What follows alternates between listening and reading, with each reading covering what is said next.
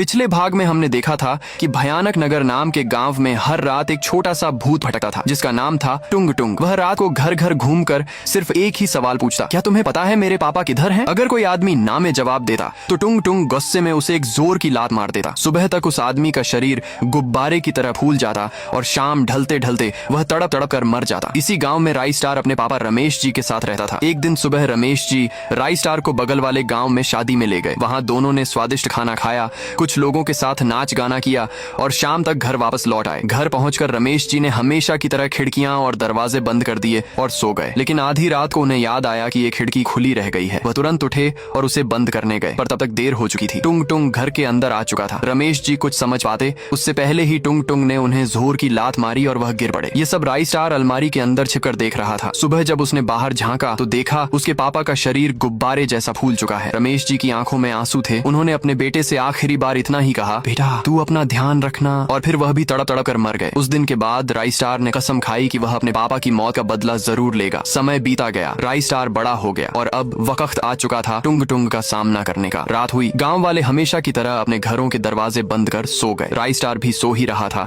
कि अचानक उसे बाहर से रोने की आवाज सुनाई दी। उसने दरवाजा खोला और बाहर निकल गया, लेकिन वहाँ कोई नहीं था। तभी उसके सामने टुंग टुंग खड़ा हो गया और वही पुराना सवाल पूछा, क्या तुम्हें पता है मेरे पापा कहाँ हैं? राई स्टार ने डर छिपाते हुए हिम्मत जुटाई और बोला, तुम पहले मुझे ये बताओ कि तुम गांव वालों को क्यों मार रहे हो? यह सुनकर टुंग टुंग की आंखों से आंसू बहने लगे। उसने दर्द भरी आवाज में कहा, मुझे मेरे पापा के पास जाना है। मैं इस गांव का नहीं हूँ। मैं 100 किलोमीटर दूर एक जंगल में अपने पापा के साथ रहता था। मेरे पापा के पास एक हवाई जहाज था। हम दोनों रोज सुबह खरीदारी के लिए उड़ान भरते थे। उस दिन भी मैं पीछे बैठा हवा खा रहा था। अचानक एक बड़ा पक्षी हमारे जहाज से टकरा गया। टक्कर इतनी तेज थी कि मैं नीचे गिर पड़ा। मेरे पापा जहाज उड़ा रहे थे, उन्हें पता भी नहीं चला और वह आगे निकल गए। मैं जमीन पर गिरकर रो रहा था। मुझे भूख लगी थी। दूर एक गांव दिखाई दिया। सोचा कोई मदद करेगा, लेकिन मैं गलत था। हर आदमी मुझे देकर भाग गया। कुछ ने तो डंडे मारकर भगा दिया। 2 दिन तक मुझे कुछ खाने को नहीं मिला और भूख से तड़प तड़प कर मेरी मौत हो गई। तभी से मैं गांव वालों को ऐसी ही मौत देता हूँ ताकि उन्हें भी पता चले कि मरने में कितना दर्द होता है। ये सुनकर राई स्टार ने कहा, अगर मैं तुम्हारे पापा को ढूंढने में मदद करूँ तो क्या तुम गाँव वालों को माफ कर दोगे? टुंग टुंग ने सिर हिलाकर हाँ कहा। फिर राई स्टार ने अपना हवाई जहाज निकाला